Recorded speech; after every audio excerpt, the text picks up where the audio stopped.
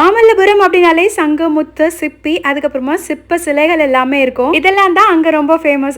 நான் வந்து அந்த குட்டி குட்டி சங்குல ஆன தோரணம் வாங்கலாம்னு நினைச்சேன். ஹஸ்பண்ட் வந்து பாப்பா பிடிச்சி தொங்குவா இருந்துரும் பரவாயில்லையா அப்படின்னாங்க. சரி வேண்டாம் அப்படின்னு உத்து பார்த்துட்டு அங்கேயே வச்சுட்டு வந்துட்டேன். அங்க இருந்து அவ்வளவு தூரம் நடந்து வந்து ஸ்ட்ரைட்டா வந்து பீச்சுக்கே போயிருக்கலாம் போல. ஷோர் டெம்பிள் ஒரு விசிட் அடிச்சுட்டு போலான்னு வந்து மூடிதான் இருந்துச்சு.